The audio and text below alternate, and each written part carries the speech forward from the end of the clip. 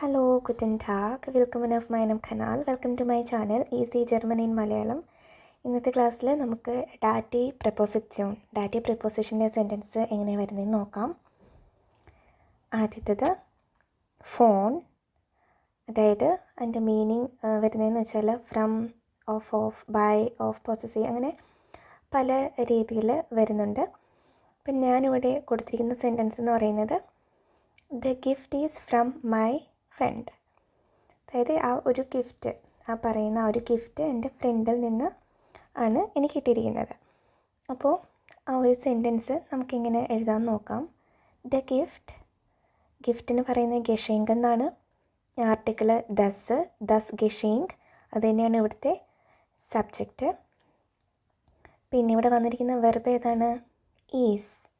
Third person സിംഗുലാറായിട്ട് conjugate ചെയ്ത്, അതായത് ARCS, അത് അങ്ങനെ കോൺജുഗേറ്റ് ചെയ്യുമ്പോൾ നമുക്ക് എന്താ കിട്ടുന്ന സൈൻ എന്ന് പറയുന്ന വെർബ് ഈസ്റ്റ് അല്ലേ. അപ്പോൾ ദസ് ഗഷേങ്ക് ഈസ്റ്റ് ഫ്രം മൈ ഫ്രണ്ട്. അപ്പോൾ പറഞ്ഞിട്ടുണ്ട് ഓൾറെഡി, ഡാറ്റീവ് പ്രിപ്പോസിഷനാണ്. അപ്പം നമ്മൾ ഉപയോഗിക്കേണ്ട കേസ് ഡാറ്റീവ് തന്നെ ആയിരിക്കണം. അപ്പം ഫ്രം എന്നുള്ളതിന് ഇവിടെ നമ്മൾ ആ ഒരു മീനിങ്ങിലാണ് സെൻറ്റൻസ് എടുത്തിരിക്കുന്നത്. ഫോൺ ആരിൽ നിന്ന്? My friend. ഇത് പൊസസീവ് പ്രൊണോമനാണല്ലേ.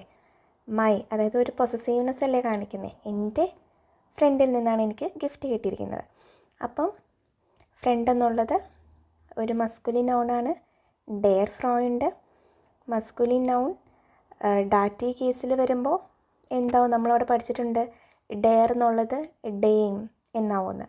അതുപോലെ തന്നെ ഈ മൈനം ഫ്രോയിൻഡ് എന്നാവും.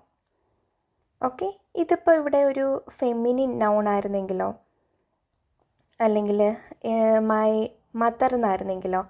മദർ എന്ന് പറയുന്നത് മൂട്ടർ, ആർട്ടിക്കിൾ ഡിമൂട്ടർ, ഫെമിനിൻ നൗണാണ് അല്ലേ. അപ്പോൾ ഇവിടെ ഫോൺ ഡാഷ് മൂട്ടർ, ഇവിടെ എന്ത് വന്നേനെ? ഡാറ്റി കേസ് ഫെമിനിൻ നൗൺ ആകുമ്പോൾ അവിടെ ഡി എന്നുള്ളത് ഡെയർ എന്നാവും അല്ലേ. അപ്പം മൈനർ മൂട്ടർ നായനെ. ആ വ്യത്യാസം മനസ്സിലാക്കിയിരിക്കുക. ഓക്കെ, ഇനി അടുത്ത് നോക്കാം. സു, ടു, അറ്റ്, ഫോർ എന്നൊക്കെയാണ് മീനിങ് വരിക. I am going to my doctor. ഞാൻ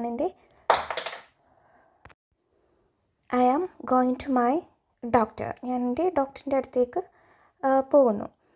അപ്പോൾ അത് ഞാനിവിടെ എഴുതിയിരിക്കുന്നത് ഐ ആം. ഇഷ്, ഗോയിങ്, പോകുക എന്നുള്ള വെർബ് ഗേയൻ.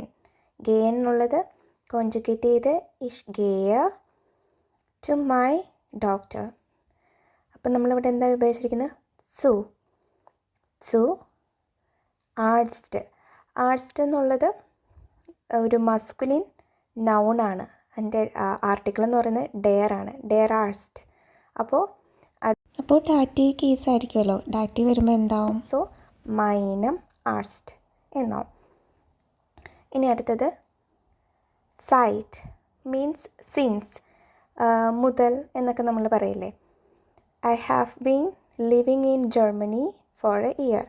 അതായത് ഞാനൊരു വർഷമായിട്ട് ജർമ്മനിയിൽ താമസിച്ചുകൊണ്ടിരിക്കുകയാണ്. ഇപ്പോൾ ഒരു കറക്റ്റ് ഒരു ഇപ്പം ഞാൻ കഴിഞ്ഞ മൺഡേ മുതൽ ഇവിടെ താമസിക്കുകയാണ് എന്ന് പറയുകയാണെങ്കിൽ, അപ്പോൾ ആ ഒരു ഇപ്പം നമ്മൾ സിൻസ് മൺഡേ എന്ന് നമ്മൾ ആ ഒരു രീതിയിൽ നമുക്ക് സെൻറ്റൻസ് വന്നേനെ. അപ്പോൾ ഞാൻ പറഞ്ഞിരിക്കുന്നത് ഞാനൊരു വർഷമായിട്ട് ജർമ്മനിയിൽ താമസിച്ചുകൊണ്ടിരിക്കുകയാണ്.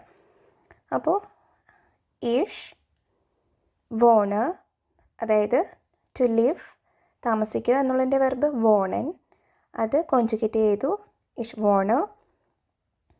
എന്ന് മുതലാണ് സൈറ്റ്. ഐനം യാർ. ഓക്കെ, ഇവിടുത്തെ ഇയർ എന്നുള്ളതിൻ്റെ ആർട്ടിക്കിൾ എന്ന് പറയുന്നത് ഡെയർ ആണ്, ഒരു മസ്കുലിൻ നൗണാണ്. വർഷം. ഓക്കെ, വർഷത്തിന് നമ്മൾ അതിൻ്റെ ആർട്ടിക്കിളായിട്ട് നമ്മൾ എഴുതുന്നത് ഡെയർ ആണ്. അപ്പം ഐനം യാർ, എ ഇയർ എന്നാണ് നമ്മളോട് കൊടുത്തിരിക്കുന്നത്. അപ്പം ഐനം യാർ ഇൻ ഡോയ്ച്ച്ലാൻഡ്, എവിടെ? ജർമ്മനിയിൽ. അപ്പോൾ ich wohne seit einem Jahr in Deutschland. ഞാൻ 1 വർഷമായിട്ട് ജർമ്മനിയിൽ താമസിച്ചുകൊണ്ടിരിക്കുകയാണ്. അടുത്തത് nach, to, after, according to, past. അത് ടൈമിനെയൊക്കെ സൂചിപ്പിക്കാനും കൂടി നമ്മൾ യൂസ് ചെയ്യുന്നു. I go to home after work. ഞാൻ ജോലിക്ക് ശേഷം, ആഫ്റ്റർ എന്നുള്ളൊരു ഈ ഒരു മീനിങ്ങിലാണ് നമ്മളവിടെ കൊടുത്തിരിക്കുന്നത്. ഞാൻ ജോലിക്ക് ശേഷം എന്ത് ചെയ്യുന്നു, വീട്ടിലേക്ക് പോകുന്നു. ich, പോകുക എന്നുള്ളതിൻ്റെ വെർബ് ഗെയിൻ, കോൺജുഗേറ്റ് ചെയ്തു ich gehe. After work, nach, work, വർക്കിന് പറയുന്ന ജർമ്മൻ വേർഡ് ഡി ആർബൈറ്റ്. ഇപ്പോൾ നിങ്ങൾക്കൊരു ഡൗട്ട് തോന്നും, ഞാൻ എന്തുകൊണ്ടാണ് ഈ ആഫ്റ്റർ വർക്ക് എന്ന് എഴുതിയിരിക്കുന്നത്, ഞാൻ ഈ വെർബിന് രണ്ടാമത് കൊണ്ട് എഴുതിയിരിക്കുന്നതെന്ന് അല്ലേ. ഇപ്പം ich gehe nach der Arbeit nach Hause, to home എന്നുള്ളത് ഞാൻ ആ സെൻറ്റൻസിൻ്റെ ലാസ്റ്റാണ് ഇട്ടിരിക്കുന്നത്. അപ്പോൾ അതെന്താണെന്ന് വെച്ചാൽ, ഒരു സെൻറ്റൻസിൽ ഇപ്പോൾ ഒരു സമയത്തെ സൂചിപ്പിക്കുന്ന കാര്യവും അതുപോലെ തന്നെ പ്ലേസിനെ സൂചിപ്പിക്കുന്ന കാര്യം കൊടുത്തിട്ടുണ്ടെങ്കിൽ നമ്മൾ ആദ്യം എഴുതുന്നത് സമയത്തെ സൂചിപ്പിക്കുന്ന കാര്യമായിരിക്കും. അപ്പോൾ ഈ സെൻറ്റൻസിൽ ഞാൻ എപ്പോഴാണ് വീട്ടിലേക്ക് പോകുന്നത്, എപ്പോൾ എന്നത് ഒരു സമയത്തെ സൂചിപ്പിക്കുന്ന ഒരു ചോദ്യവാക്കാണ് അല്ലേ. അപ്പം ഞാൻ എപ്പോഴാണ് വീട്ടിലേക്ക് പോകുന്നത്, ജോലിക്ക് ശേഷം. അപ്പം അത് സമയത്തെ സൂചിപ്പിക്കുന്ന ഒരു കാര്യമാണ് അവിടെ പറഞ്ഞിരിക്കുന്നത്. അപ്പം അതുകൊണ്ടാണ് വെർബിന് ശേഷം ഞാൻ ആ ഒരു കാര്യം എഴുതിയിരിക്കുന്നത്. പിന്നെ ഇതിൽ പറയാനുള്ള ഒരു കാര്യം, ഞാൻ വീണ്ടും ഒരു nach ഹൗസ് യൂസ് ചെയ്തിട്ടുണ്ട്.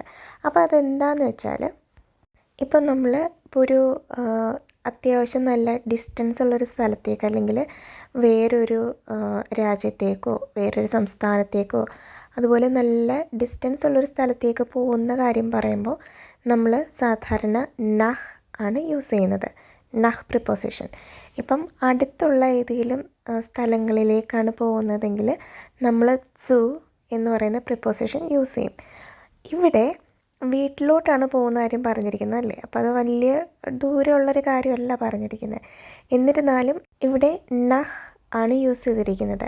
കാര്യം അതൊരു ഫിക്സഡ് എക്സ്പ്രഷനാണ്. അതിന് നമ്മളിപ്പം ആ ഒരു റൂളിൻ്റെ പേരിൽ നമുക്കതിങ്ങനെ മാറ്റി zu ആക്കാൻ പറ്റില്ല.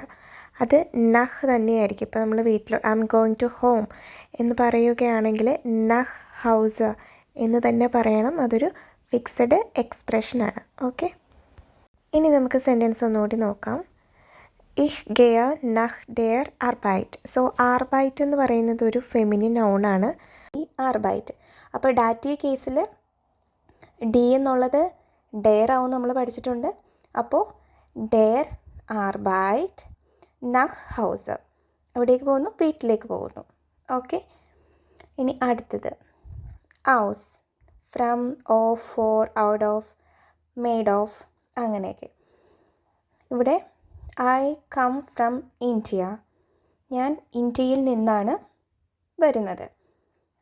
ich, വരിക അല്ലെങ്കിൽ ടു കം എന്നുള്ളതിൻ്റെ വെർബ് kommen, കോൺജുഗേറ്റ് ചെയ്ത് ഞാൻ എഴുതി.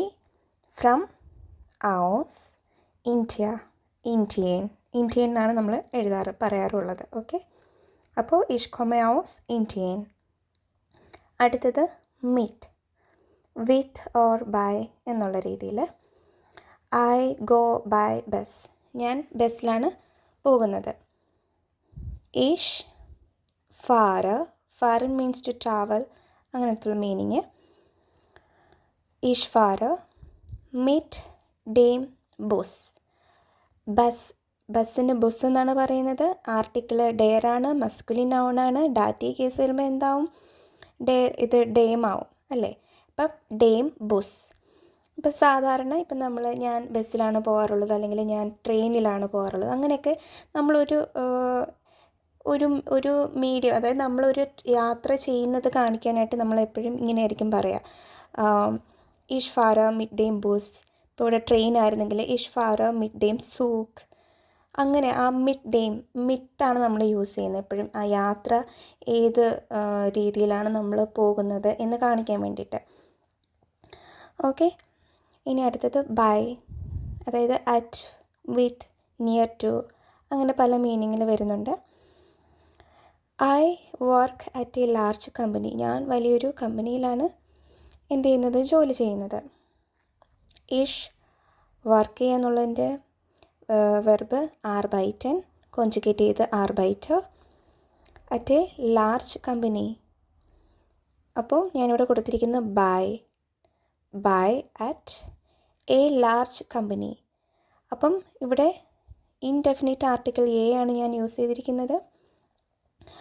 ഗ്രോസൻ ഫിർമ, ഒരു വലിയ കമ്പനി. ഈ ഫിർമ എന്നുള്ളതിൻ്റെ ആർട്ടിക്കിൾ എന്ന് പറയുന്നത് ഡി ആണ്. ഓക്കെ, ഡി എന്ന് പറയുന്നത് എന്താണ്, ഒരു ഫെമിനിൻ നൗണാണ്. അപ്പോൾ ഞാനൊരു വലിയ കമ്പനിയിലാണ് ജോലി ചെയ്യുന്നത് എന്ന് കാണിക്കാൻ വേണ്ടിയിട്ട് ഇവിടെ എ ഇൻഡെഫിനിറ്റ് ആർട്ടിക്കിൾ ഐനർ, അതായത് ഡി ഫിർമ എന്നുള്ളത് ഡെയർ ഫിർമയാവും അല്ലേ. ഇവിടെ ഇൻഡെഫിനിറ്റ് ആർട്ടിക്കിൾ യൂസ് ചെയ്തിരിക്കുന്നത് കൊണ്ട് ഐനർ. ഓക്കെ, ഗ്രോസൻ ഫിർമ. ഇനി അടുത്തത് അബ്, അതായത് ഒരു സ്റ്റാർട്ടിങ് പോയിൻറ്റ് അങ്ങനെ കാണിക്കാൻ വേണ്ടിയിട്ടാണ്. അതാണ് ഞാൻ ഇവിടെ കൊടുത്തിരിക്കുന്നത്. I have vacation starting Monday, അതായത് എനിക്ക് മൺഡേ മുതൽ വെക്കേഷൻ തുടങ്ങുകയാണ്. ഓക്കെ, അപ്പോൾ അത് അബ് മോണ്ടാഗ്. ഹാബർ സെക്കൻഡ് പൊസിഷനിൽ വെർബ് വന്നു, ഹാബർ. തേർഡ് പൊസിഷനിൽ സബ്ജക്റ്റ് വന്നു, ഇഷ്. ഉർലൗബ് എന്ന് പറയുന്നത് വെക്കേഷൻ. ഓക്കെ, ഇപ്പോൾ ഈ ഒരു പൊസിഷൻ സെക്കൻഡ് പൊസിഷനിലായിരിക്കും എപ്പോഴും മോസ്റ്റ്ലി വെർബ് വരിക. അപ്പോൾ മോണ്ടാഗ്, ഇപ്പം നമ്മൾ അതിൻ്റെ ഒരു സമയം ഇതുപോലുള്ള കാര്യങ്ങൾ കാണിക്കുമ്പോൾ നമുക്ക് ഫസ്റ്റിൽ നമുക്ക് ഇടാവുന്നതാണ്. സെക്കൻഡ് പൊസിഷനിൽ വെർബ് വരും, അത് കഴിഞ്ഞിട്ട് സബ്ജക്റ്റ് വരും. ഓക്കെ, ഇനി ലാസ്റ്റത്തെ ഒരെണ്ണം കൂടി ഉണ്ട്. ഗേഗൻ യൂബർ, ഓപ്പോസിറ്റ് ടു, എക്രോസ് ഫ്രം എന്നാണ് മീനിങ് വരുന്നത്. The hotel is opposite the park, അതായത് ഈ ഹോട്ടലെന്ന് പറയുന്നത് പാർക്കിന് ഓപ്പോസിറ്റായിട്ടാണ്. അപ്പം ദസ് ഹോട്ടൽ ഈസ് സൈൻ വെർബ് കോൺജുഗേറ്റ് ചെയ്ത് എഴുതി. ഗേഗൻ യൂബർ ഓപ്പോസിറ്റ് ദ പാർക്ക്. പാർക്ക് എന്നുള്ളതൊരു മസ്കുലിൻ നൗണാണ്, ഡെയർ പാർക്ക്. അത് ഇവിടെ ഡെയിം പാർക്കായിട്ട് മാറും. അപ്പോൾ ഇന്നത്തെ വീഡിയോ ഇത്രയേ ഉള്ളൂ. വീഡിയോ യൂസ്ഫുൾ ആണെന്ന് തോന്നിയാൽ നിങ്ങളുടെ ഫ്രണ്ട്സിനും ഗ്രൂപ്പുകളിലേക്ക് ഷെയർ ചെയ്ത് കൊടുക്കുക. അതുപോലെ ചാനൽ ലൈക്ക് ചെയ്യുക, സബ്സ്ക്രൈബ് ചെയ്യുക. Thank you.